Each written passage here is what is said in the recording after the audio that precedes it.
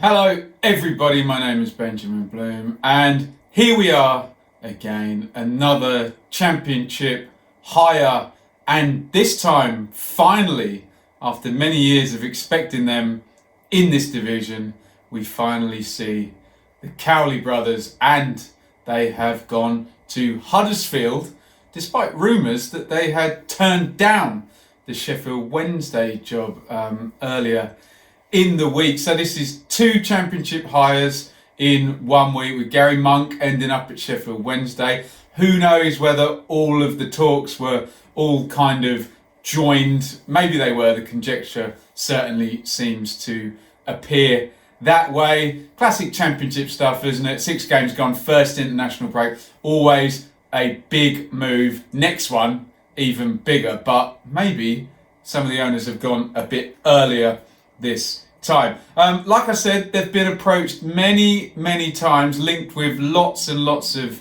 jobs, and it's taken Huddersfield, and I dare say their status as a first year parachute team may have tipped the balance. Maybe the Cowleys thought that the time was right now, but certainly a very good opportunity at Huddersfield, who obviously we know went up a couple of seasons ago under David Wagner. 2 seasons in the Premier League, which guarantees 3 years of parachute payments. And as you have seen me say over and over again on this channel, that is a massive advantage, in the current climate of the Championship, to have that extra money. Maybe that tips the balance to get the Cowleys away from Lincoln. Danny Cowley himself is only 40. He's going to be 41 in October. And obviously where Danny Cowley goes, we get brother Nicky Cowley. Famously, the two of them worked as PE teachers in their native Essex for some 15 years, including whilst they were doing their first jobs in management. Both of them non-league football players.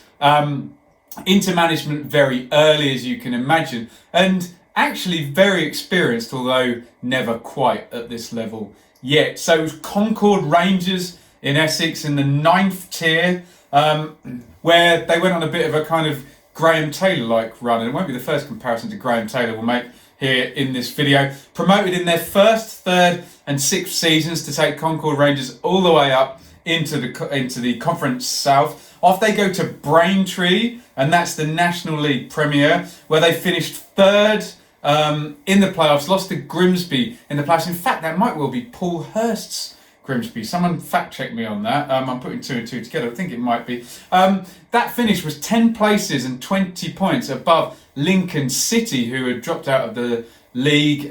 Certainly a club with a big reputation who've been higher up than that, and they went in for the Cowleys and took them May 2016. And so this is the season when I first run into the Cowleys, and I think when the Cowleys first get national recognition, I think I was at the game, because it's an FA Cup 3rd round game against my team Ipswich, and it just smacked of cup upset all the way. You had Mick McCarthy managing a fading Ipswich team and didn't want to touch the cup, not interested, so you knew he was going to play a kind of weakened team. Lincoln doing really well, on the up, nice buzz about the club, they bring a ton of fans.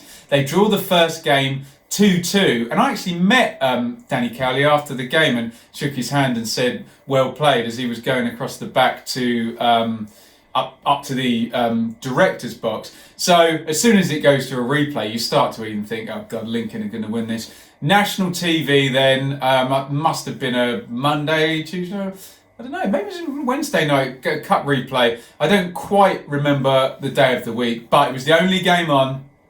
Everybody was watching, and Lincoln score a last minute win over Ipswich, with Ipswich great famously saying afterwards, pick the bones out of that carcass, Mick McCarthy. But to most people, the story wasn't my team Ipswich's failure. It was these two young managers, well, co-managers, I suppose we're going to call them. They claim to be co-managers, although Danny is always the manager and Nicky is always the assistant. Although apparently they claim to put all their wages in a pot and split it down the middle. So if that's true, that's certainly a very noble, brotherly thing to do. But they're now on the national stage with this cup run. And this is not the most scientific bit of analysis you'll ever see on the channel, but there was just something about the whole thing. There was a buzz and a freshness and intensity about them. There was a charisma on the touchline, a self-confidence. You know, when you just see a team show up and you think, oh,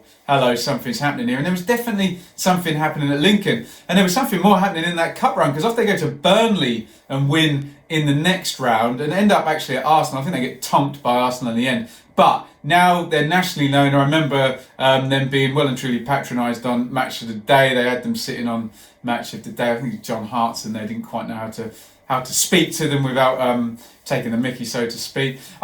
So they got a bit of fixture congestion, but in the end they bomb on in the conference. They get promoted, and they're now the hot young ticket in lower division football. As I said, loads and loads of offers seem to have come in every time a job is there. But looking at what they've done, they were waiting for the big one. The championship team with parachute money, the bigger club, for them to actually leave. And it looks like they've played this quite well. So 2017-18, 7th in League Two, but they win the EFL trophy. 2018-19, they win League Two, that's last season, which brings us up to the current day, and they're in the playoff positions in League One. And I don't know how much this weakens Lincoln now the Cowleys going, but 5th spot in League One. So look, certainly a meteoric rise for them all the way through Concord and Braintree and Lincoln, and a meteoric rise for Lincoln, who you would have thought, if Cowleys had stayed there maybe for 1, 2 or 3 seasons, would have got up into the second tier, which would be a tremendous achievement for those guys. Like I say, I've not just mentioned it because it's Lincoln. It does smack of the Graham Taylor rise or the Wimbledon rise, flying up all of those divisions, particularly with the non-league background. And one can say that a 40-year-old manager who's never managed at the championship level is inexperienced, or you could say he's managed a hell of a lot of games and knows lower league players and lower league teams very, very well, and is in the groove of everything. And if you believe the kind of Ian Wright type story, sometimes these people who didn't get to the top level might just have that little bit of extra hunger to do this. So very, very interesting appointment. What do they get at Huddersfield? Well, they get a relegated team who's absolutely shot of confidence at the moment, who've come down. They changed obviously to Jan Siewert during the Premier League season.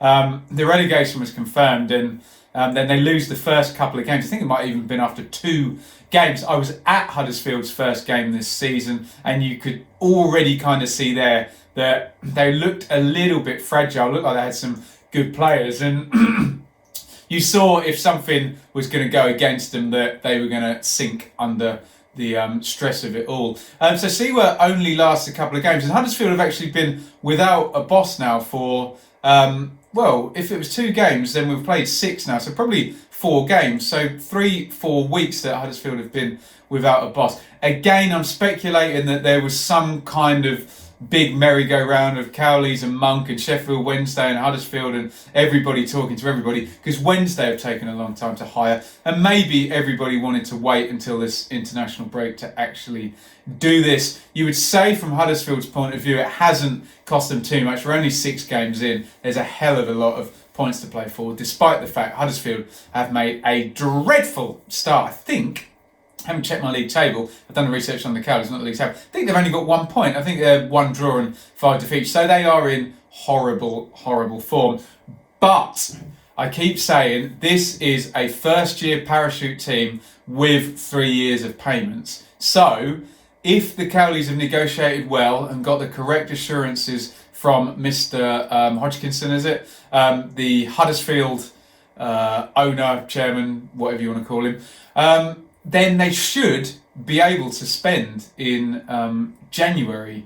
Huddersfield's squad, little bit weakened by Aaron Moy going out to Brighton on loan. That looked like a wage chopping exercise. But there is some quality in there. They bought the guy Benza in for a lot of money close season, flying winger. Diakabi is a flying winger. Pritchard is a tricky winger. Carlin Grant is scoring goals up front. There's quality in there. Schindler's good.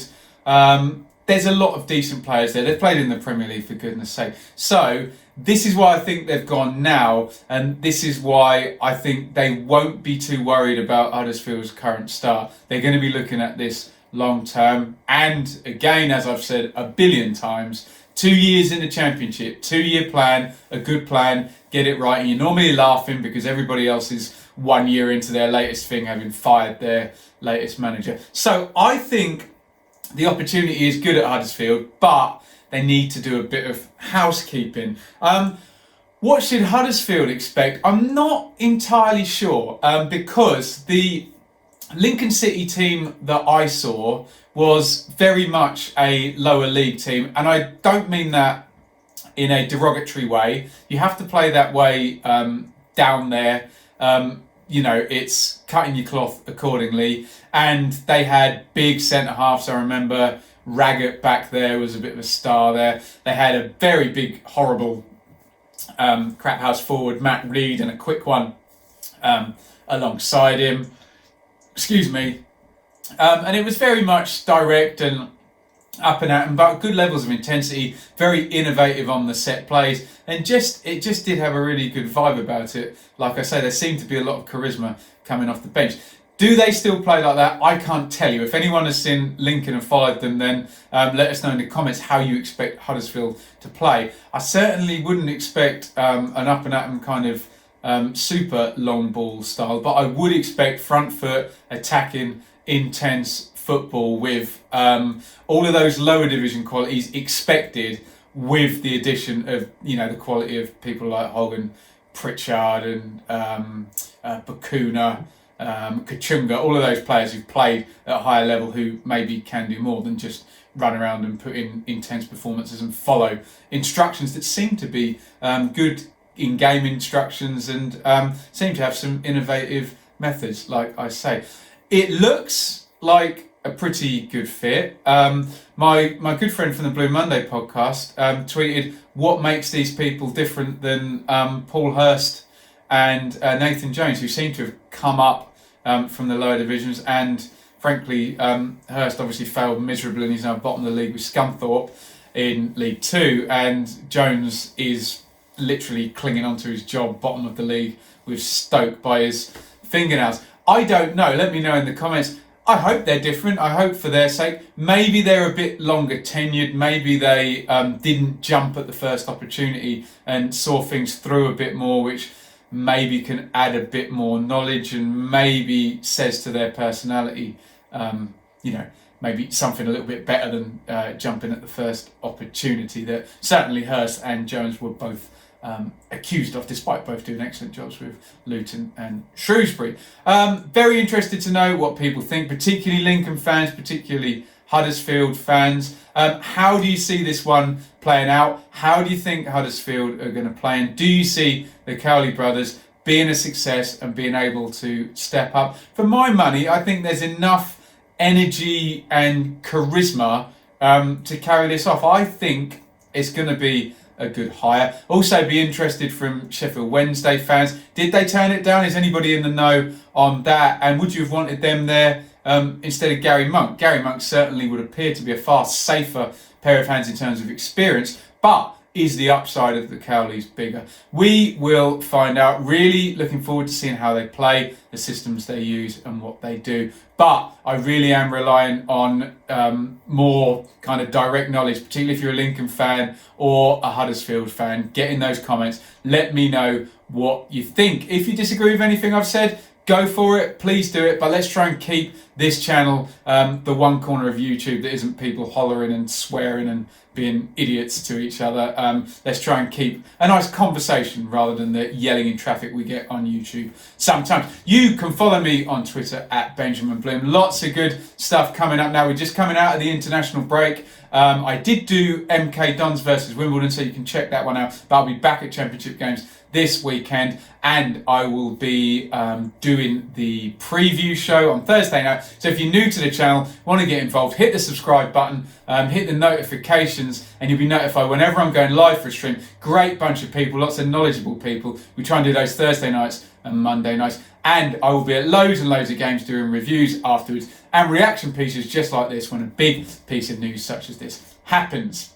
Hope that all makes sense. If you're a regular or you're just really kind, you might want to support me on Patreon. Help a brother out. Patreon.com/Benjamin Bloom. Trying to make this a more viable pursuit as hopefully the ad revenue grows on YouTube. But just need a little bit of help in the meantime to be able to spend the time and get to the games and provide the quality content that hopefully the subscribers have come to expect from my channel. Anyway, enough of my plugs. What I really want to know is what you think of this hire. How is it going to go? Get your comments in. The Cowley brothers in at Huddersfield.